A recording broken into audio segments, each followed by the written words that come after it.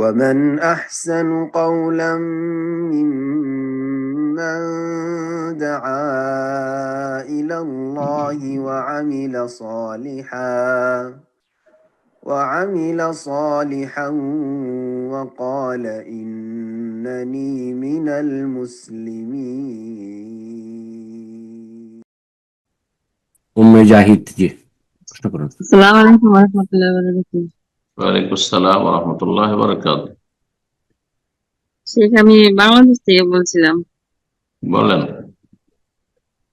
আমার প্রশ্ন রয়েছে যে খাবারের বিষয় আর কি। আমরা যে মানে চাল 3 দিন 4 দিন ভিজায় একটু টক করে আর কি ভাত খাই, মানে এই খাবারটা কি হালাল নাকি হারাম, এই সম্বন্ধে একটু জানালে উপকৃত হতাম। কি খাবার বলছেন? চালটা একটু ভিজাইয়া মানে টক করে তারপরে কাজির ভাতের মতো ডাইলা খাই আর কি। ও, মানে ভিজিয়ে রেখে দীর্ঘ সময়? হ্যাঁ কতদিন? হ্যাঁ কয়েক হ্যাঁ। ঘন্টা না কয়েকদিন? না 4 দিন 5 দিন হয়ে যায়। 7 দিন ধরে চাল ভিজানোই থাকে? হ্যাঁ ভিজানো থাকে, তাহলে ওই টক হয় আর কি, ওই টকটা আমরা কাঁচা চাল, পাক করা চাল তো নয় পান্তা ভাতের মতন? না কাঁচা চাইলে ভিজাই থইলে আর কি একটু টক হয়, টক হইলে আর কি ওটা কাজির ভাত হয়, মানে ওইটা খাওয়াটা কি হালাল নাকি? টক হয় কিন্তু নেশা আসে তাতে? না একটু আর কি স্বাদ লাগে আর কি। মদের যদি নেশা আসে তাহলে হারাম। আর যদি নেশা পর্যন্ত না পৌঁছে, ফেনা ফেনা হয়ে গেছে আর তারপরে তাতে মদের নেশা চলে এসছে, যদি এটা বোঝা যায় তাহলে তখন হারাম হয়ে যাবে, মদ খাওয়া হবে। জি, কারণ মদ এইভাবেই তৈরি করা হয়, দীর্ঘ সময় ধরে পচিয়ে রেখে। সে বাসি ভাত হোক অথবা যারা নোংরা তারা জানে, এমনকি খেজুর দিয়েও হইতে পারে, খেজুরের রস, তালের রস, এগুলো খেয়ে দীর্ঘ সময় ধরে রেখে তারপরে তাতে নেশা চলে আসে, তারপরে খায়, সেটা মদ তো। জি, কিন্তু নেশা যদি না আসে আর স্বাস্থ্যের জন্য ক্ষতিকর না হয়, আর একটি শর্ত, কোনো কিছু বাসি খাওয়ার জন্য শর্ত হচ্ছে যে স্বাস্থ্যের জন্য যেন ক্ষতিকারক না, শরীর স্বাস্থ্যের ক্ষতি করে। যেমন গন্ধ হয়ে গেছে, তরি তরকারিতে গোস্তে গন্ধ হয়ে গেছে, ডালে গন্ধ অনেক সময় হয়ে যায়, ডাল টক হয়ে যায়, ডালে গন্ধ হয়ে যায়। যদি এটা সাইন্টিফিক ভাবে প্রমাণিত হয় যে এটা স্বাস্থ্যের জন্য ক্ষতি করবে, তাহলে খাওয়া যায় না। ইসলামের কায়দা, নীতিমালা, নবী সাল্লাল্লাহু আলাইহি ওয়াসাল্লাম এই হাদিসে রয়েছে, নিজের ক্ষতি সাধন করবে না, অন্যেরও ক্ষতি সাধন করবে না। তো যদি ক্ষতিও না থাকে আর নেশাও না থাকে তাহলে জায়েজ বাসি খাওয়া দিবে, এটা ভিজিয়ে রেখে হোক অথবা অন্যভাবে হোক। জাযাকাল্লাহ খায়ের। প্রশ্ন করবেন সুলতানা নাসরিন জি, আপনি প্রশ্ন করুন। আসসালামু আলাইকুম ওয়া রাহমাতুল্লাহি ওয়া বারাকাতুহু। আসসালামু আলাইকুম ওয়া রাহমাতুল্লাহি ওয়া বারাকাতুহু। আমি জি ঢাকা বলেন। থেকে। তো আমার প্রশ্ন হলো, এই যে আমরা যে হজের সময় কোরবানির টাকাটা সৌদি গভর্নমেন্টের ব্যাংক অ্যাকাউন্টে জমা দেই, তো এখন আমার প্রশ্ন হলো যে ওরা তো মেসেজটা দেয় হচ্ছে সকাল 9টা থেকে 10টার মধ্যে যে কোরবানি কমপ্লিট। এখন আমাদের কি সারা মানে এত মানুষ যে জমা দেয় সবার কোরবানি কি ওই একই টাইমে সম্ভব কিনা, আর এই ক্ষেত্রে মানে কোরবানিতে কোনো প্রবলেম হয় কিনা এটা? কোরবানি যারা ব্যাংকে জমা করেন, প্রথম কথা, ব্যাংকে যদি জমা করেন তাহলে সেটি বিশ্বস্ত আপনার কেন্দ্র প্রতিষ্ঠান, আমানতের সাথে এই কোরবানিগুলি করা হয়। তারা ততটাই পয়সা নেই কাস্টমারের কাছ থেকে বা হাজি সাহেবের কাছ থেকে যতটা পশু অলরেডি তাদের কাছে মেনায় থাকে, মেনাতে জমা থাকে, তার বেশি তারা নেয়। কারণ ওরা জানি যে অনেকে গিয়ে ফিরে আসে যে আমাদের পশু যতটা ছিল ততটা শেষ হয়ে গেছে, আর নাই, সুতরাং আর নিতে পারছেন। এমনটা হয়তো যখন প্রথম দিকে শুরু, আমরা ছাত্র জীবনে যখন ছিলাম প্রথম দিনে, তখন এই কার্যক্রমটি শুরু হয়। তার আগে ব্যাংকে জমা করার প্রচলন ছিল না। আমাদের ছাত্র জীবনে 1-2 বছর দেখেছি, প্রথম দিকে ছিল না, তারপর শুরু হয়, সীমিত আকারে শুরু হয়। প্রথম 3 লাখ 4 লাখ পশু নিয়ে আসা হতো, 5 লাখ নিয়ে আসা হতো, তারপর ধীরে ধীরে বাড়তে থেকেছে। যারা পশুর টাকা একজনকে জমা করে দিলেন, সেটা কোন ব্যাংকে জমা করেন, বিশ্বস্ত ব্যক্তি বা প্রতিষ্ঠানকে দিতে হবে। বিশ্বস্ত ইমানের দিক থেকে যে না নির্ভরযোগ্য, তারা আমানতের সাথে কাজটি করে। কোন ব্যক্তিকে দিল আপনার মোয়াল্লেম হ্যাঁ হারাম খায়, তার কথা ঠিক নাই, মিথ্যা বলে, আর ফাঁসে গুনাহগার, তার নামাজে ঠিক নাই, এমন লোক মক্কায় থাকে, এসে বললো যে চেনে না, ভালো না মন্দ লোক, যা আপনার কোরবানি গুলো করে দেবো, দেন। আর দিয়ে দিলেন টাকা, না জায়েজ না, আপনার কোরবানি ভাড়ি হবে। বিশ্বস্ত ব্যক্তি বা প্রতিষ্ঠানকে দিতে হবে। তো ব্যাংকে যারা দিচ্ছেন, তো এত যে কোরবানি, আর তারপরে সবাই জিজ্ঞাসা করে, হ্যাঁ ব্যাংকের কাউন্টারে গিয়ে, যে আমার কোরবানিটা কখন হবে। এখন যদি ওদেরকে বলে যে না, তোমাদের কারো কোরবানি 10 তারিখে হবে, কারো 11-তে হবে, কারো 12 হবে, কারো 13 হবে, তাহলে অনেক ভাবে যে না না না, কারণ ওই যে ভুল ধারণা আছে যে যতক্ষণ কোরবানি না হয়েছে ততক্ষণ আমি চুল কাটতে পারবো না। এই যে ভুল মশলা, ভুল তথ্য বেদাতি মোল্লারা জানিয়ে রেখেছে, হ্যাঁ জাহেল মোল্লারা জানিয়ে রেখেছে, যার ফলে সবাইকে ওই বাঙাল বোঝানো হয় যে হ্যাঁ সকাল 9টা তো 10টা, 9টা না হয় 10টা। আসলে এগুলো কিছুই না। রব্বুল আলামিন যেটা বলেছেন কোরআনে কারীম, ওয়ালা তাহলিকু রুউসাকুম, হে হাজী সাহেবরা তোমরা মাথা মুন্ডন করবে না, হাত্তা ইয়াবলুগাল হাদিয়ু মাহল, যতক্ষণ পর্যন্ত হাদির পশু জবাইয়ের স্থানে পৌঁছে না যায়, মানে জবাই না হয়ে যাবে। এটি ওই সব হাজিদের জন্য যারা হাদির পশু সাথে করে নিয়ে আসতো। আরবদের মধ্যে এটি প্রচলন ছিল, নবী সাল্লাল্লাহু আলাইহি ওয়াসাল্লাম হাদির পশু সাথে করে নিয়ে এসেছিলেন, তাদের ক্ষেত্রে বলা হয়েছে। এইরকম যেসব সাহাবায়ে কেরাম নিয়ে এসেছেন যুগ যুগ ধরে, এখনো বেদুইনরা অনেকে হজ করতে আসলে যদি নিয়ে আসে, এরকমটা থাকে, আল্লাহ থাকে তাহলে। কিন্তু যারা কোরবানি খরিদ করে করছেন তাদের ক্ষেত্রে এমনটা নেই। কোরবানির সাথে করে দেশ থেকে নিয়ে আসেননি, বা এখান থেকে দামাম থেকে, রিয়াদ থেকে, কেউ মদিনা থেকে কেউ নিয়ে যাচ্ছে, এমনটা নেই আজকাল। ওখানে গিয়ে কিনছেন। সুতরাং আপনার কোরবানি করার সময়কাল হচ্ছে 4 দিন। 10 তারিখ কোরবানি করা যায়, 11-তে করা যায়, 12, 13 জিলহজ পর্যন্ত করা যায়, এটি হচ্ছে সঠিক মত। যদি আর একটি মত যে 13 তারিখ পর্যন্ত নয়, 12 তারিখ 3 দিন কোরবানি, কিন্তু হাদিস স্পষ্ট রয়েছে যে আইয়ামুত তাশরিক, আইয়ামুল যাবহিদ, তাশরিকের দিনগুলি সব জবাইয়ের দিন, আর তাশরিকের দিন 13 জিলহজ পর্যন্ত। তাহলে কোরবানির সময়কাল 4 দিন। তো 4 দিন ধরে কোরবানি হচ্ছে আসলে বাস্তব। আপনি 4 দিন তাহলে বসে থাকবেন অপেক্ষায়, হ্যাঁ সন্দেহের ভিত্তিতে, নাকি শুধু মেসেজের উপর নির্ভর করছেন? আপনি কেন এগুলো করতে যাবেন? এইসব পেরেশানির কোনো প্রয়োজন নেই। আসলে শরীয়তের বিধান হচ্ছে যে 10 তারিখের যে কাজগুলি রয়েছে ধারাবাহিক 4-5টি, সেই কাজগুলি যদি পর্যায়ক্রমে করেন যেভাবে সুন্নাহ, তাহলে এটি উত্তম। আগে পরে যদি হয়ে যায়, যে কোনো ভাবে আগে পরে হোক না কেন, সহিহ বুখারী মুসলিমের হাদিস, ফামা কুদ্দিমা ওয়ালা উখিরা ইয়াউমাইযিন, সেই দিন কোনটি আগে করে দেওয়া হয়েছে, পরে করার দরকার ছিল, কোনটি পরে করা হয়েছে সেটি আগে করার প্রয়োজন ছিল, যা কিছু জিজ্ঞাসা করা হয়েছে নবী সাল্লাল্লাহু আলাইহি ওয়াসাল্লামকে, ইল্লা কালা, একই উত্তর দিয়েছেন, ইফআল ওয়ালা হারাজ, করে যাও, কোনো অসুবিধা নেই। তো আগে পরে হলেও কোনো অসুবিধা নেই। কাজগুলি 5টি হচ্ছে। প্রথম কাজ হচ্ছে বড় জামরাকে সে পাথর মারা 7টি। 2 নম্বর কাজ নিজ হাতে কোরবানি করলে, ভালো কাজ, নিজ হাতে কোরবানি করলে 2 নম্বরে করবে, এটি উত্তম। যদি কাউকে দিয়ে থাকেন তো ওকিল, তাকে মানে দায়িত্ব ওকিল, এই যে আদালতে উকিল থাকে, মানে কেসটা লড়ার জন্য, আমি পারছি না সেখানে জেরা করতে, সেজন্য আমার পক্ষ থেকে নিজেরা করবে। ঠিক ওই রকম আপনার, আমি নিজে কোরবানি করতে পারছি না, তো আমি একজনকে দায়িত্ব দিয়েছি, ওকে ওকিল বলা হয় শরীয়তের ভাষায়, আর দিয়ে দিয়েছেন টাকা, কাজ হয়ে গেছে আপনার, শেষ। কখন কোরবানি হবে দেখার বিষয় না, আগে পরে হলে কোনো অসুবিধা। তাহলে আপনার 3 নম্বর যে কাজটি এখন চলে আসে, সেটা হচ্ছে মাথা মুন্ডন করা বা মাথার চুল ছোট করা। 4 নম্বর কাজ বাইতুল্লাহর তওয়াফ করা। 5 নম্বর কাজ হচ্ছে সাফা মারওয়া সাই করা। এই হচ্ছে কাজ। আগে পরে হয়ে গেলে কোনো অসুবিধা নেই, আগে পরে হলে কোনো অসুবিধা নেই। জি, বারাকাল্লাহ। আমিন। প্রশ্ন করবেন তাহমিনা, জি আপনি প্রশ্ন করুন।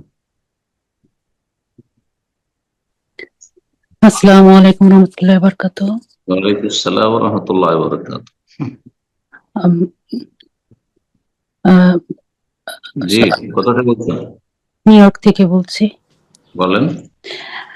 আমরা যে নামাজের পরে যে তাসবিহ গুলা পড়ি, সেখানে কয়েকটা নিয়ম আছে, যেমন সুবহানাল্লাহ, আলহামদুলিল্লাহ, আল্লাহু আকবার, লা ইলাহা ইল্লাল্লাহ, এটা 25 বার পড়া। হ্যাঁ, আর সুবহানাল্লাহ, আলহামদুলিল্লাহ, আল্লাহু আকবার, সুবহানাল্লাহ 33 বার, আলহামদুলিল্লাহ 33 বার, আল্লাহু আকবার 34 বার। এটা একটা নিয়ম। আর একটা নিয়ম, সুবহানাল্লাহ 33 বার, আলহামদুলিল্লাহ 33 বার, আল্লাহু আকবার 33 বার, লা ইলাহা ইল্লাল্লাহ 1 বার। আরেকটা নিয়ম সুবহানাল্লাহ এর আরো বেশি আছে, কালিমাতু লা ইলাহা ইল্লাল্লাহু ওয়াহদাহু লা শারীকা লাহু জি লাহুল জি মুলকু ওয়া লাহুল হামদু জি ওয়া হুয়া আলা কুল্লি শাইইন জি জি। জি। এখন আরেকটা আছে যেটা এটা এটা কি করা যাবে কিনা, এগুলোর ভিতরে সহি নাকি সবগুলো একটা জানতে চাচ্ছি। যেমন সুবহানাল্লাহ, আলহামদুলিল্লাহ, আল্লাহু আকবার 10 বার বা 33 বার পড়া, এই জি, হাদিসগুলো কি সহি প্রত্যেকটা এটাও নাকি? এটাও সহি, এটাও সহি। জি 10 আর বার বা 33 বার। জি জি জি, 10 বার করে পড়বেন বা 11 বার করে পড়বেন। জি, আর অসুবিধা। আমরা যদি মসজিদের ওই অ্যাপ যদি আমাদের লাইভ আজানের সাথে কানেক্টেড থাকে, আমরা ঘরে বসে যদি লাইভ আজানটা মসজিদ থেকে শুনতে পাই, তাহলে কি আমরা তখন আজানের জবাব দিতে পারবো? লাইভ যেহেতু আজান, সেটি আজান, জীবন্ত আজান, আসলে আজান, আজান রেকর্ডিং নয়। রেকর্ডিং এর জবাব দেওয়া যায় না, কারণ সেটি আজান নয়, রেকর্ডিং। কিন্তু এটি যেহেতু আজান কেউ দিচ্ছে, সেটা হয় সরাসরি শুনছেন আপনি, কাছে আছেন সেজন্য, আর না হলে কোনো মাধ্যমে শুনছেন, তাহলে সেটির জবাব দেওয়াই সুন্নাহ। জবাব দেবেন যে এরপর যা প্রশ্ন করবেন তাহসান তাইয়িব, জি আপনি প্রশ্ন করুন।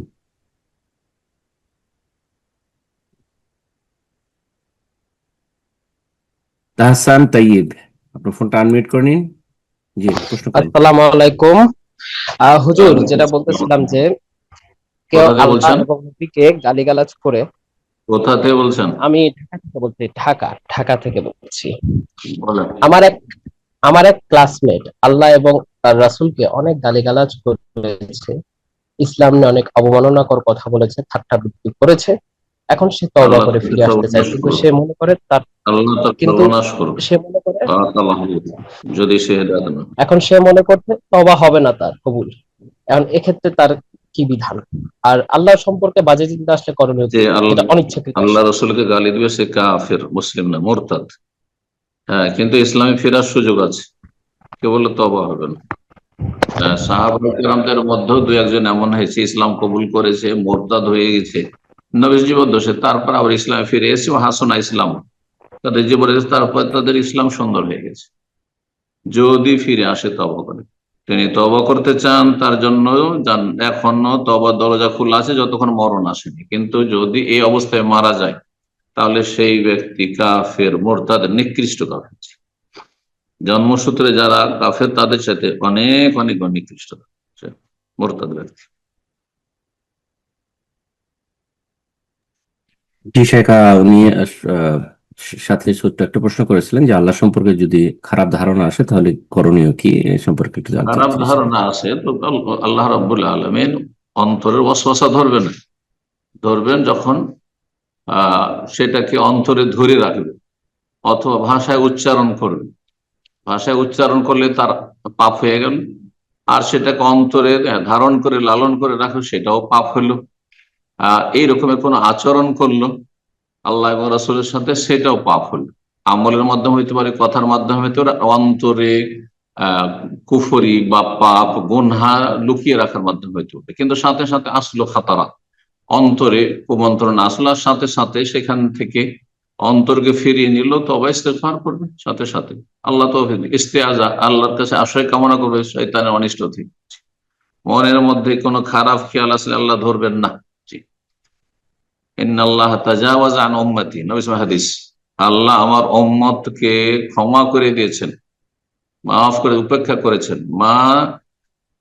মা ওয়াসওয়াসাত বিহি নাফসু, তার মনে যেসব ওয়াসওয়াসাগুলি হয়ে থাকে, মালাম ইয়াতাকাল্লাম, হ্যাঁ, যতক্ষণ পর্যন্ত না কোনো কথা বলবে, মুখে প্রকাশ না করবে, জি, ধরিয়ে না রাখবে। এখন কেউ যদি ঘন্টার পর ঘন্টা একটা কুফরি কথা অন্তরে লালন করে, তাহলে তার অন্তরে কুফরি, জি। হ্যাঁ, মুখে উচ্চারণ করে তাহলে তার কথা কুফরি, জি। আমলে পরিণত করে তাহলে সে কাজের কুফরি। আল্লাহ এসব অনিষ্ট থেকে, অসহসা থেকে বাঁচিয়ে রাখবেন। আমি প্রশ্ন করবেন নাজমুল হক, জি আপনি প্রশ্ন করুন। আসসালামু আলাইকুম রহমতুল্লাহ। ওয়ালাইকুম আসসালাম ওয়া রাহমাতুল্লাহি ওয়া বারাকাতুহু। গাজীপুর বাংলাদেশ থেকে বলছিলাম। বলেন। চাচ্ছিলাম আজকে যে আমি এই জায়গাতে প্রায় 4 বছরের বেশি সময় ধরে আছি।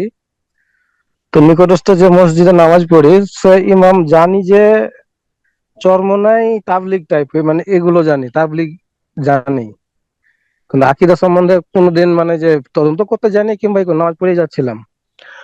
কিন্তু কয়েক সপ্তাহ আগে জুমার খুতবা, যেটা ওরা বয়ান বলে আর কি, বাংলা বয়ান, সেখানে আবার কুদরতি পায়ে সিজদা করার তৌফিক দেয় আল্লাহ আমাদেরকে দিয়েছে, তাই জন্য আলহামদুলিল্লাহ পরিমাণে যেভাবে এটা বলছে আর কি, মানে কুদরতি হাত পা এরকম কথা বললে শুনতে পেলাম সরাসরি নিজেই। এই অবস্থায় কি তার পিছনে এখন সালাত আদায় করবো কি না? এখন 4 বছর ধরে নামাজ পড়তে যাই 5 ওয়াক্ত জামাতে, এই অবস্থায় যদি না যাই অনেকে হয়তো অনেক কিছুই বলতে পারে। আসলে আশেপাশে আর কোন মসজিদ আছে যেখানে সহিহ সুন্নাহ মোতাবেক সালাত হয় আর এরকম বদআকিদা না রাখে? আছে? সহিহ সুন্নাহ মোতাবেক আমি জুমা নামাজ পড়তে যাই, সেগুলা 2.5-3 কিলোমিটারের ভিতরে, মানে বাইরে, মধ্যে না। আর এমনি হানাফি মসজিদে আছে জামাতে সালাত দূরে। পড়তে হবে, জামাত ছাড়া যাবে না। যারা যারা এইসব তবলিগ বা চরমনাই, তাদের বলা যাবে না যে বড় শিরক আছে, প্রকাশ্য বড় শিরক নেই। হ্যাঁ, তাদের ভিতরে আকাবের বুজরুকদের কিতাবাদিতে বড় শিরকি কথা আছে, কিন্তু তারা নিজেরা প্রকাশ্যে বেরেলবিদের মতো, হ্যাঁ, মাজারে যারা সেজদা করে, মাজারে গিয়ে খাসি মুরগ জবাই করে, তাদের মতো প্রকাশ্যে শিরকের দিকে ডাকে না।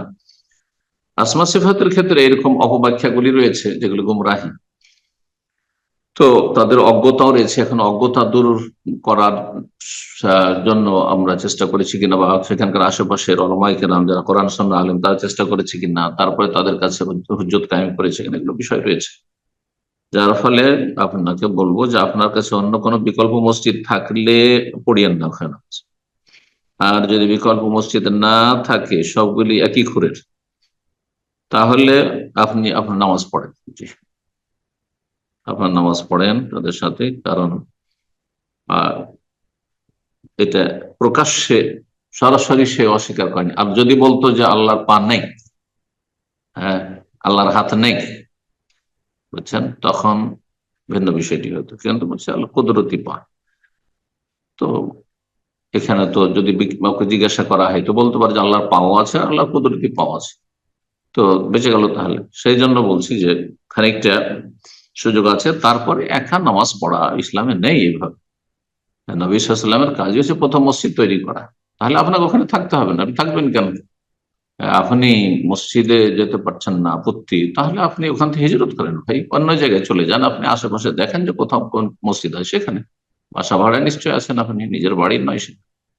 হিজরতের রাস্তা কিয়ামত পর্যন্ত খোলা আছে। জি, বারাকাল্লাহ ফিক।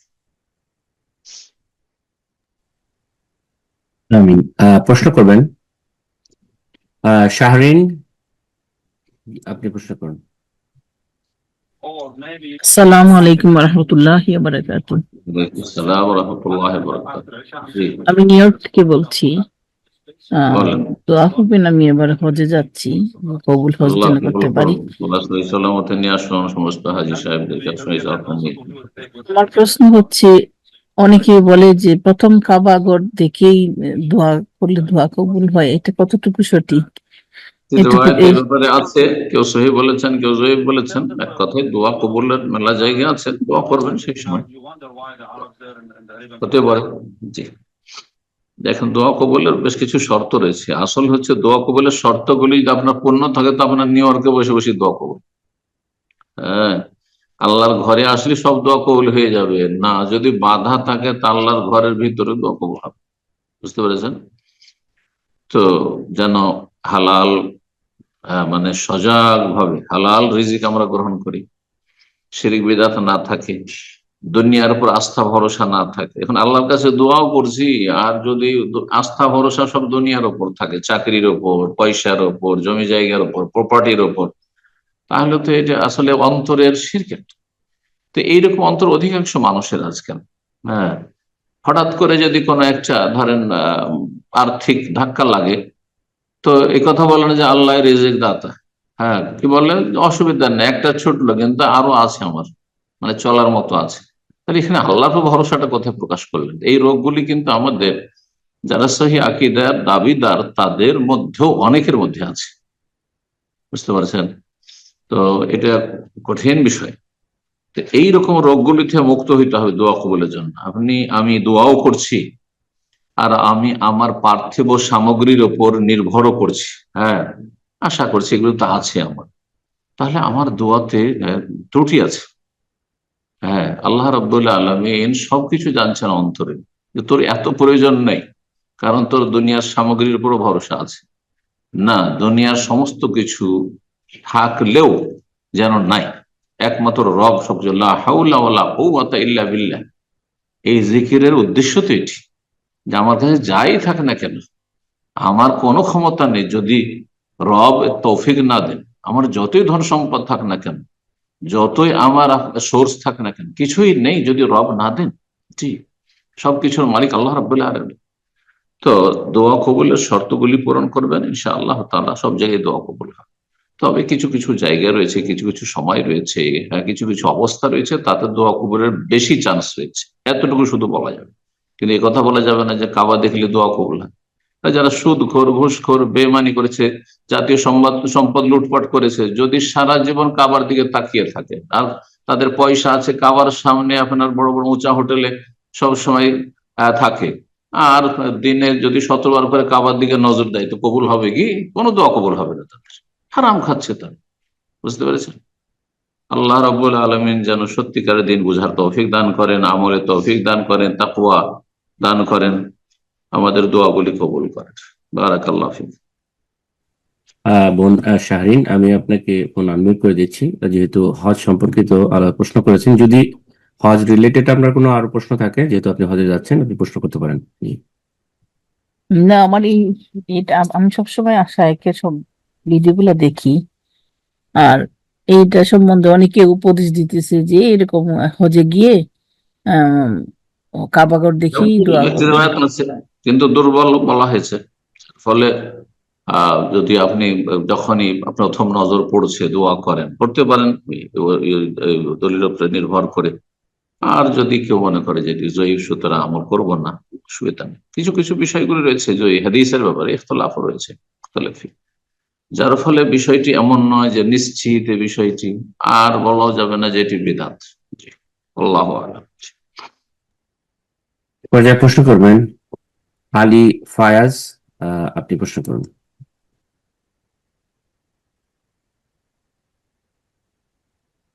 জি, আলী ফায়াজ, জি আপনি ফোন, জি আনমিউট হয়েছে, প্রশ্ন করুন। আসসালামু আলাইকুম শেখ, আমি প্যারিস থেকে বলতেছি। জি বলেন। ওয়ালাইকুম আসসালাম ওয়া রাহমাতুল্লাহি ওয়া বারাকাতুহু। আলহামদুলিল্লাহ, আমি 15-20 বছর ধরে আপনার ছাত্র হয়ে আছি ইনশাআল্লাহ। প্রথম থেকে আমি আপনার, যেটা আমি কাউকে প্রকাশ করতে পারবো না, অনেক বছর আগে থেকে। শেখ, আমার একটা প্রশ্ন, আমি প্যারিসে এখানে আসল কৃতজ্ঞতা তো আল্লাহর। জি, আল্লাহর শুকরিয়া আদায় করতে হবে যে আল্লাহ রাব্বুল আলামিন আপনাকে তৌফিক দিয়েছেন, মানসিকতা দিয়েছেন, যে আপনি কোরআন সুন্নাহর আলেমদের দিনের কথা শুনবেন এবং সেটা দিয়ে লাভবান হবেন। অনেকে আল্লাহ তৌফিক দেননি, তো আগে মূলত শুকরিয়া, রবের শুকরিয়া আদায় করতে হবে, যিনি আমাকেও তৌফিক দিয়েছেন, আপনাকেও তৌফিক দিয়েছেন। বারাকাল্লাহু ফিক। জি বলেন প্রশ্ন।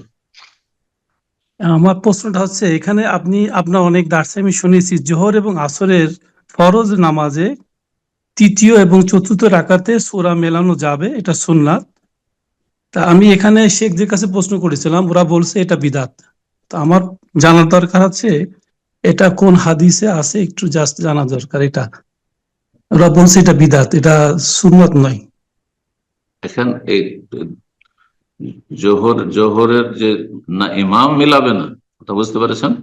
ইমাম মিলাবে না, কিন্তু যদি মুক্তাদির এমন থাকে যে তাদের সূরা ফাতিহা ইমামের পড়ার পরেও লেট হচ্ছে, তখন চুপ থাকবে না।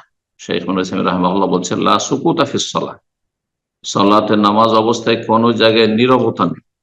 হ্যাঁ, নীরব থাকা নেই। বুঝতে পারছেন? তো এই জন্যই আপনি পড়তে থাকবেন, নীরব না থেকে। নীরব থাকা তো আর ইবাদত নাই, নীরব থাকা ইবাদত নেই, কখনো নীরবতা কোনো জায়গায় ইবাদত নেই। এমন ইসলামে কোনো নীরবতা ইবাদত নেই। এই জন্য নীরবতা পালন করা যে রয়েছে কিছু দুনিয়াদারদের, পশ্চিমাদের অনুকরণে, সেটি একটি জঘন্য বিদআত। কোনো নীরবতা ইসলামে নেই। তো লা সুকুতা ফিস সালাহ, সালাতে কোনো নীরবতা নেই, জিকির আজকার করতে হবে। হ্যাঁ, হয় তেলাওয়াত, সেখানে তেলাওয়াতের ক্ষেত্র হলে, দোয়ার ক্ষেত্র হলে দোয়া, এইভাবে জিকিরের ক্ষেত্র হলে জিকির, তসবির ক্ষেত্র হলে তসবি। এখন তো সেজদা তো লম্বা সেজদা হচ্ছে, চুপ থাকবেন। আত্মাহাত পড়েছেন, দরুদ পড়েছেন, দোয়ায় মাসুর এক দুটি আমাদের দেশের মানুষরা পড়ে, দুটো পড়াইছে, আর পড়বেন না? লম্বা ধরে ইমাম সাহেব পড়েই যাচ্ছেন, বা সালাম ফিরছেন না, তো পড়বেন না? পড়তে থাকবেন। ঠিক ওই রকমই আপনি পড়তে থাকবেন। কিন্তু মাসুল ইখতাল একদল বেদাত বলেছেন ঠিকই, জি, কিন্তু আর মানে নেই, মোট কথা সুন্নত নয় আর কি, সুন্নতের খেলাফ। আরেক দল বলছেন না, জায়েজ আছে, পড়বে। জি, আল্লাহু আ'লাম। করবেন ইভা ফারজানা, জি আপনি প্রশ্ন করুন। আসসালামু আলাইকুম ওয়া রাহমাতুল্লাহি ওয়া বারাকাতুহু। সম্মানিত শাইখ, ওয়ালাইকুম আসসালাম ওয়া রাহমাতুল্লাহি ওয়া বারাকাতুহু। জি, সম্মানিত শাইখ, আমার জন্য একটু দোয়া করবেন, আল্লাহ যেন আমার কাজগুলো সব সহজ করে দেন। হজে আসছেন? না না না, ঘরের কাজগুলো। ঘরের কাজগুলো আল্লাহ সহজ করুক। জাযাকাল্লাহ খাইর। আল্লাহ ভালো কাজের তৌফিক দিক রব্বুল আলামিন। বলেন। আমিন। সম্মানিত শাইখ, সাধারণত গ্লিসারিন দিয়ে ধরেন লোশন, ক্রিম, এমনকি অনেক ফুডেও দেওয়া হয়। এখন গ্লিসারিন যদি ভেজিটেবল না হয়, সব অ্যানিমেল থেকে হয়, তো এই লোশন, ক্রিম বা ফুড খাওয়া কি জায়েজ হবে, লাগানো জায়েজ হবে এই লোশন, ক্রিম? ওতে কন্টেন্ট কি আছে আমার তো জানা নাই, কি আছে ওতে বলেন। আপনি কোন দেশে থাকেন, কোন লোশন ব্যবহার করেন, সেই লোশনে থাকেটা কি, তাতে কি কি বেশি পরিমাণ কম থাকে? ফুডের মধ্যেও থাকে। শুকরের চর্বি থাকে না কি থাকে? এটা গরু থেকেও হয়, ছাগল থেকেও হয়, আবার শূকর থেকেও হয়। হ্যাঁ, গরু ছাগল হলে অসুবিধা নেই, কিন্তু যদি আপনার ইয়ে হয়, কি বলে, শুকর থেকে হয়, কুকুর থেকে হয়, তাহলে তো জায়েজ নেই। জি, এখন তারপর কতটা পরিমাণ আছে? হ্যাঁ, সেটা তো আমি বলতে আমার পারবো না যে কোন কারণে। আমি তো বলতে পারছি না, কেমন করে বলবো? এই জন্য দেখবেন, কন্টেন্ট গুলো দেখবেন, যদি দেখেন যে তাতে কিছু এমন কিছু আছে যেটা শরীয়তের দৃষ্টিতে আপত্তিকর, তাহলে সেটা বর্জন করবেন। ঠিক কথা, সন্দেহ মুক্ত থাকবেন। বারাকাল্লাহ ফিক। প্রশ্ন করবেন মুহতানা তাসনিম, জি আপনি প্রশ্ন করুন। মুমতেহানা, জি মুমতেহানা তাসনিম, জি আপনি প্রশ্ন করুন। আসসালামু আলাইকুম ওয়া রাহমাতুল্লাহি ওয়া বারাকাতুহু। রাহমাতুল্লাহি ওয়া বারাকাতুহু। জি বলেন, কোথা থেকে বলছেন? আসসালামু আলাইকুম। শুনছি ভাই, ওয়ালাইকুম আসসালাম ওয়া রাহমাতুল্লাহ। বলেন, কোথা থেকে বলছেন? না না, কিছু তো শুনি না। আসসালামু আলাইকুম। সুবহানাল্লাহ। জি ওয়ালাইকুম আসসালাম। আপনার মাইক্রোফোনটা আসলে মাইক্রোফোন হয়তো উনি ওপেন করেননি। হ্যাঁ, দুঃখিত, আমার একটু সমস্যা ছিল। আমরা যারা মহিলারা বাড়িতে নামাজ সালাত আদায় করি, আমি জানি যে ফরজ সালাত আদায়ের আগে ইকামত পাঠ করতে হয় বা ইকামত দিতে হয়। এটা কতটুকু সুন্নাহ ভিত্তিক? একামত ফরজ সালাতের আগে মহিলারা দেবে কিনা? একদল বলছেন যে মহিলাদের আজান একামত কিছুই নেই, আর একদল বলছেন যে একামত দিয়ে দেবেন। সুতরাং আপনি একামত দিয়ে দিলে ভালো। আমি মনে করি, আমাদের আহলে হাদিস ওলামারা মনে করে যে একামত দিয়ে দিলে ভালো, জি, যাতে আপনার সুন্নত আর ফরজের পার্থক্য আপনি অনুভব করেন। বাকি অধিকাংশরা বলছেন যে মহিলাদের একামত নেই, যেমন আজান নেই, একামত নেই। প্রশ্ন করবেন সাবা 4432, জি আপনি প্রশ্ন করুন।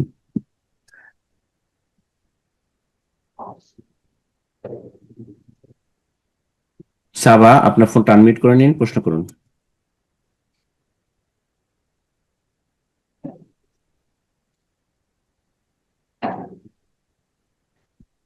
এ পর্যায়ে আমরা অন্যজনকে সুযোগ করে দিয়েছি, প্রশ্ন করবেন এস কে আসকার, জি আপনি ফোন আনমিউট করে নিন, প্রশ্ন করুন।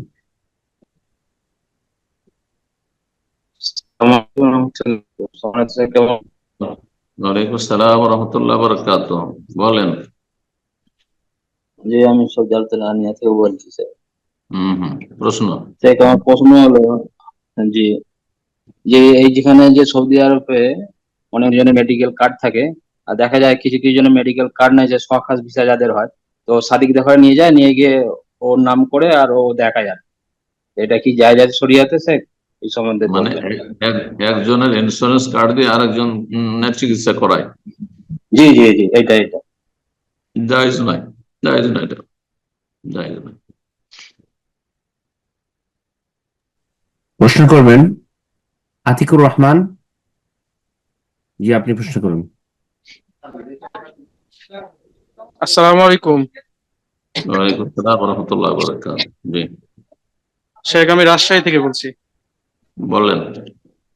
জি শেখ, আমাদের মসজিদে বিশেষ করে মাগরিবের সালাতের সময় অনেক মানুষ মাঝে মধ্যেই দেখা যায় আসে বিভিন্ন বলে যে আমার ব্যক্তিগত এই সমস্যা, আমি শারীরিক সমস্যা, চিকিৎসা করা লাগবে, তা আপনারা কিছু সহায়তা করুন। এটা নামাজ শেষে একাই উঠে বলে ফেলে। তো এইটা আসলে কতটুকু জায়েজ যে এইভাবে মসজিদে টাকা চাওয়া? মসজিদে যদি তৃতীয় ব্যক্তি চান, যিনি মানে অভাবে, তিনি না চেয়ে অন্য কেউ চান, তার পক্ষ থেকে যে আমাদের এখানে কিছু অভাবী আছেন বা একজন অভাবী আছেন, তার জন্য আপনার সহযোগিতা করুন, তো এর প্রমাণ আছে নবী সাল্লাল্লাহু আলাইহি সাল্লামের কাছে মদিনায় বেশ কিছু অত্যন্ত অভাবী, ক্ষুধার্ত, জীর্ণশীর্ণ অবস্থায়, ছেঁড়া ফাটা একেবারে সংকীর্ণ পোশাকে পৌঁছেছিলেন। সহিহ বুখারীর হাদিস। নবী সাল্লাল্লাহু আলাইহি ওয়াসাল্লাম তাতে অত্যন্ত বিচলিত হলেন আর তাড়াতাড়ি করে আজান দিতে বললেন। আজানের সময় কাছে আসছিল, আর তারপরে যখন মুসল্লিরা সব হাজির হলো, বললেন যে তোমরা যে যা পারো দান সাদকা করো। আর এমন দান সাদকা হইলো যে একটা সারি হয়ে গেল দান সাদকায়, টাকা পয়সা, খাদ্যদ্রব্য ইত্যাদি, খেজুর। নবী সাল্লাল্লাহু আলাইহি সাল্লামের চেহারাটি উজ্জ্বল হয়ে উঠল, ফাতাহাল্লালা ওয়াজহুহু, তো এইটাই করা উচিত। আর এইভাবে আসবে কেউ আর এসে নিজ নিজ অভাব প্রকাশ করবে, আসলে অভাবী কিনা মসজিদ কর্তৃপক্ষ জানছে না। অনেকে আছে ব্যবসায়ী, জি, এই পেশাকে তারা বেছে নিয়েছে, কাজকর্ম করবেন না, সুস্থ, তারপরও নিজে খুঁড়িয়ে খুঁড়িয়ে আসে, নিজের রোগের কথা বলে, মিথ্যা কাগজপত্র দেখায়। আল্লাহ হেদায়েত করে এদের অনিষ্ট থেকে রক্ষা করুন। এই জন্য এই রকমের অনুমতি না দেওয়া উচিত।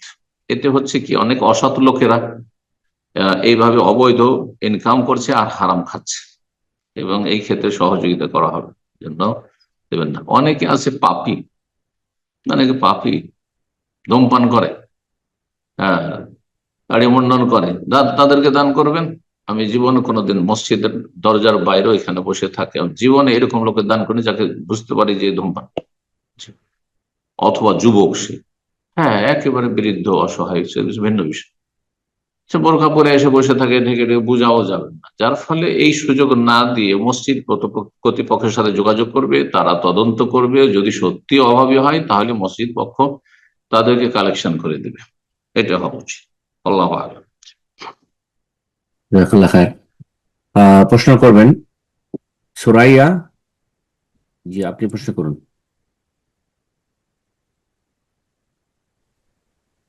আসসালামু আলাইকুম শেখ। ওয়ালাইকুম আসসালাম ওয়া রাহমাতুল্লাহি ওয়া বারাকাতুহু।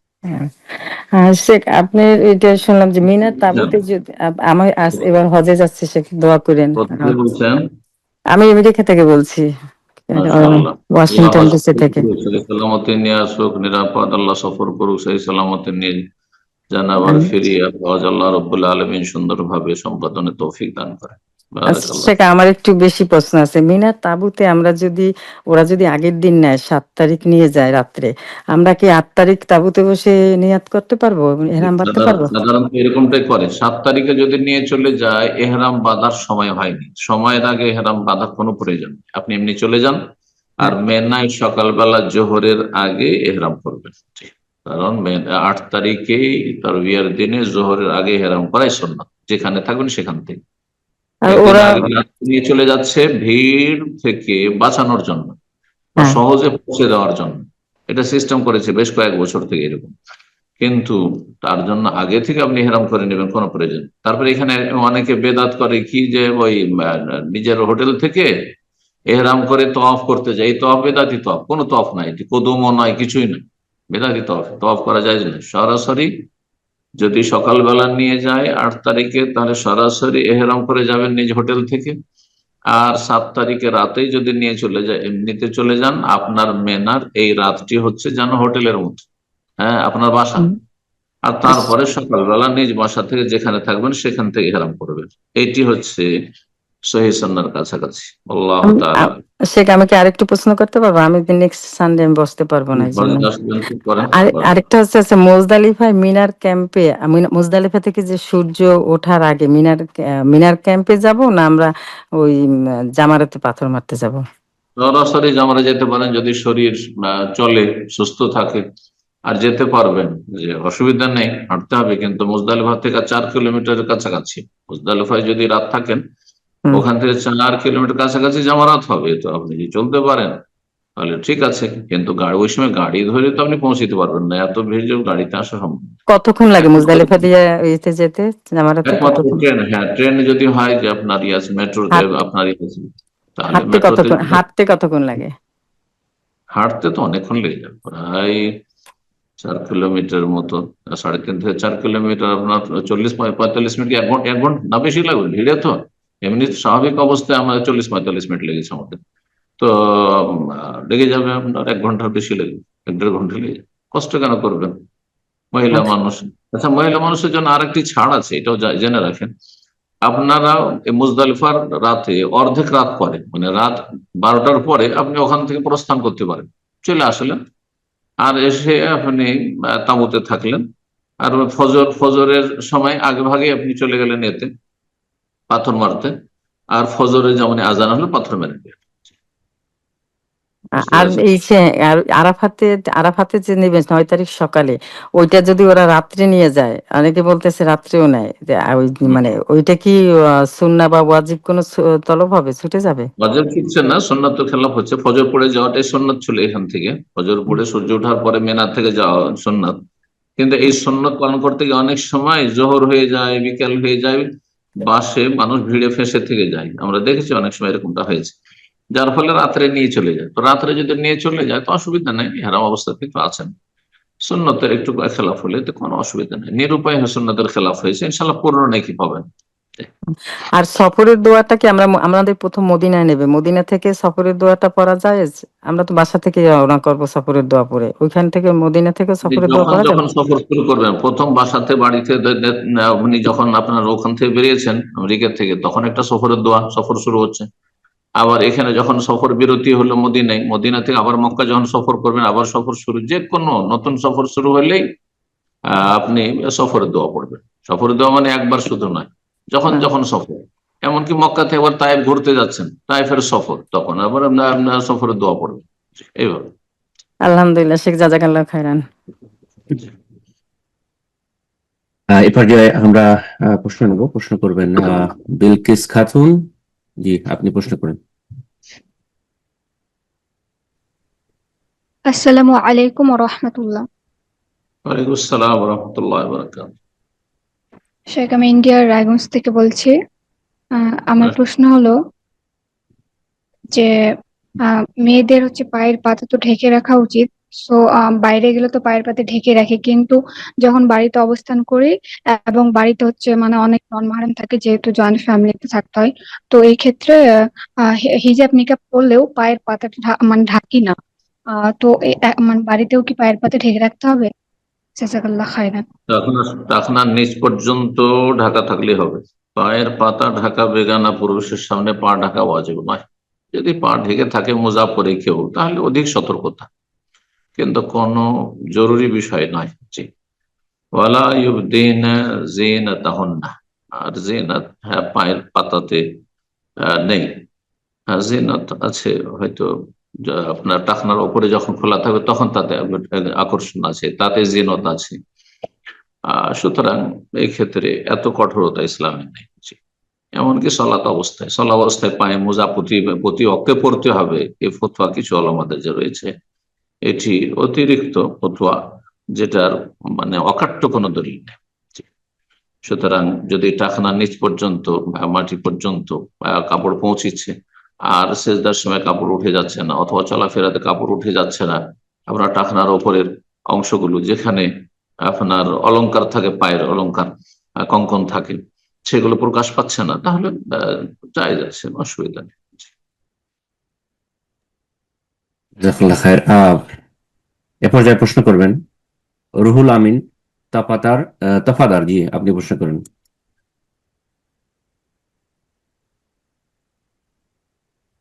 রুহুল আমিন তফাদার আয়ারল্যান্ড থেকে। জি, আয়ারল্যান্ড থেকে।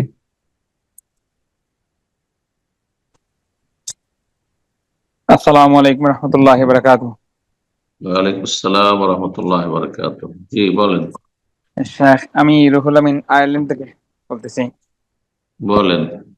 আমার প্রশ্নটা হলো, এই আমাদের যে এখানে মাগরিবের এই সালাদের টাইমটা হয় 10টার দিকে, আবার এই যে আমাদের এখানে এশার জামাতটা হচ্ছে আপনার 11টা, 11:30 মতো। তো আমার কথা হচ্ছে, আমরা যারা মানে সহি মানহাজ ফলো করি, ওই অ্যাপসে ওখানে মানে এশার সালাতের টাইমটা দেখায় 12টার পরে। এখন আমার প্রশ্ন হচ্ছে, মানে এশার সালাতের সঠিক টাইমটা মাগরিবের কতক্ষণ পর? জি, এটা এর আগে অনেকবারই আমি দর্শে বিভিন্ন সময় বলেছি, হয়তো যারা নিয়মিত থাকেন মনে আছে। মাগরিব আর এশার মাঝখানে সময়ের ব্যবধান হচ্ছে 1 ঘন্টা 14 মিনিট। 1 ঘন্টা 14 মিনিট। এর মধ্যে যদি পড়েন তো মাগরিবের সময় থাকলো। 1 ঘন্টা 14 মিনিট পরে 1 ঘন্টা 15 মিনিট হলেই এশার সালাত শুরু হয়ে যায়। তারপরে সৌদি আরবের 1.5 ঘন্টা পরে আজান দেওয়া হয়, মানে ওয়াক্ত, মানে 15 মিনিট একটু লেট করে। বুঝতে পেরেছেন? তো এটা হচ্ছে এশার আউয়াল ওয়াক্ত। সুতরাং ওই যে 1.25 ঘন্টা পরে এশা পড়ে না হয় মাগরিবের, সেটি ঠিক আছে। আমার 12টা 2 ঘন্টা পর যে করা হয়েছে সেটা আর একটু পিছিয়ে দিয়ে করা হয়েছে, কারণ এশাকে যত পিছিয়ে পড়বেন তত বেশি উত্তম। এশা যদি জামাত সহকারে যত বিলম্ব পড়বেন তত বেশি উত্তম। হাদিস রয়েছে অর্ধেক রাত পর্যন্ত বা প্রথম তৃতীয় অংশ পর্যন্ত বিলম্ব করা হাদিস রয়েছে। তো এই জন্য উত্তম বিষয় সেটি। 1.25 ঘন্টা 1.5 ঘন্টা পরে কেউ যদি পড়ে নেয় এশা, তো জায়েজ, ওয়াক্ত শুরু হয়ে গেছে। বারাকাল্লাহ। আমিন। সম্মানিত দিনী ভাই বোনেরা, আমরা প্রোগ্রামের একদম শেষ পর্যায়ে চলে এসেছি, অনেক সময় হয়ে গেল। আজকে সর্বশেষ প্রশ্ন নেব, যার মাধ্যমে আজকের আমাদের প্রোগ্রাম শেষ করবো ইনশাআল্লাহ। আর যারা প্রশ্ন করার জন্য হ্যান্ড রেজ করেছিলেন, ইনশাআল্লাহ আগামী প্রোগ্রামে আপনাদের প্রশ্নগুলো নেওয়ার চেষ্টা করব। তো আজকের সর্বশেষ প্রশ্ন সুযোগ করে দিচ্ছি সাবা আপনাকে আবারও। আপনি ফোন আনমিউট করে নিন, প্রশ্ন করুন। সাবা 4432।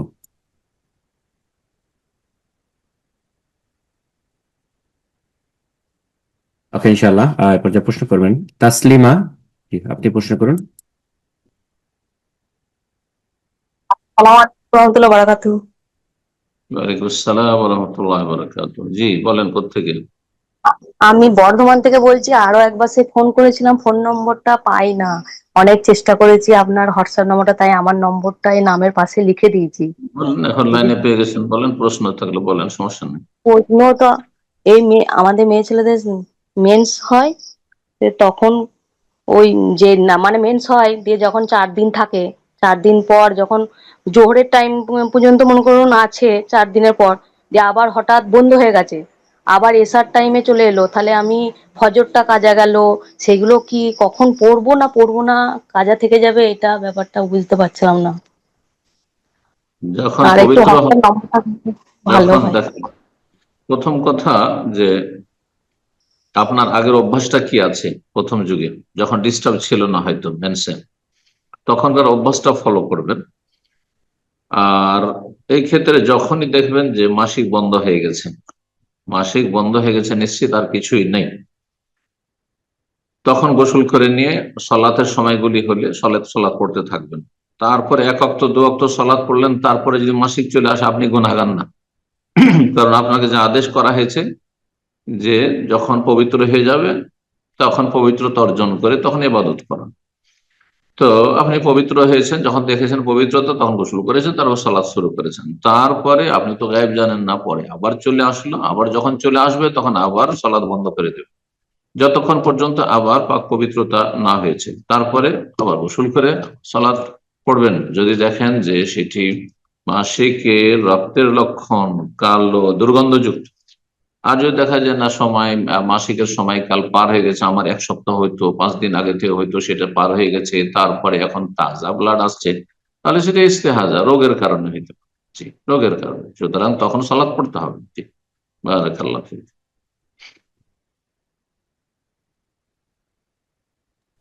আমি জাজাকাল্লাহ খায়ের। জি ওস্তাদ জি, আজকে এখানে শেষ করা যাক। আর বোন, আপনাকে আমার আপনার জুমের ভিতরে আপনার রুমে আপনার আমার নাম্বার সেন্ড করেছি, আপনি ইনশাআল্লাহ নাম্বারে যোগাযোগ করবেন। জি ওস্তাদ জি, আজকে এখানে শেষ করা যাক। সময় দোয়া করে শেষ করতে। জাযাকুমুল্লাহ খায়ের, বারাকাল্লাহ ফিকুম। যেসব ভাই বোনেরা আমাদের সাথে থাকলেন তাদের আন্তরিক শুকরিয়া আদায় করি এবং দোয়া করি আল্লাহ রাব্বুল আলামিন তাদের দিন দুনিয়ার সার্বিক কল্যাণ করুন এবং সার্বিক জীবনে বরকত দান করুন। ছেলে মেয়েদের আল্লাহ রাব্বুল আলামিন ঈমান আর ইসলামের জীবন দান করুন এবং আল্লাহ রাব্বুল ফরজ ওয়াজিবের হেফাজতের তৌফিক দান করুন। হারাম নাজায়েজ থেকে বেঁচে থাকার তৌফিক দান করুন এবং আল্লাহ রাব্বুল আলামিন জান্নাতের পথে রাখেন, জাহান্নামের পথ থেকে আল্লাহ রাব্বুল সবসময় যেন ফিরিয়ে রাখেন। পাপের কাজকে অন্তরে যেন আল্লাহ রাব্বুল ঘৃণিত করে দেন। আল্লাহ রাব্বুল আলামিন আমাদের জন্য আমাদের ঈমান দ্বারা আমাদের অন্তরকে যেন সুসজ্জিত করেন। আল্লাহর নেক আমলে তৌফিক দান করেন। যেসব হাজী সাহেবরা এসেছেন বা আসবেন, আল্লাহ তাদেরকে সহি সালামতে রাখেন, সহি সালামতে হজ সম্পাদন করে আবার সহি সালামতে ফিরে যাওয়ার তৌফিক দান করে। সমস্ত অনিষ্ট এবং বালা মুসিবতে আল্লাহ তাদের হেফাজতে রাখেন। আর জালেম অনিষ্টদের অনিষ্টকারী থেকে আল্লাহ রাব্বুল আলামিন সার্বিক দিক থেকে যেন তাদেরকে সুরক্ষিত রাখেন। ওয়াজাযাকুমুল্লাহ খাইর ওয়া সাল্লাল্লাহু ওয়া সাল্লাম নবিয়ানা মুহাম্মদ ওয়া আলা আলিহি ওয়া সাহবিহি আজমাইন।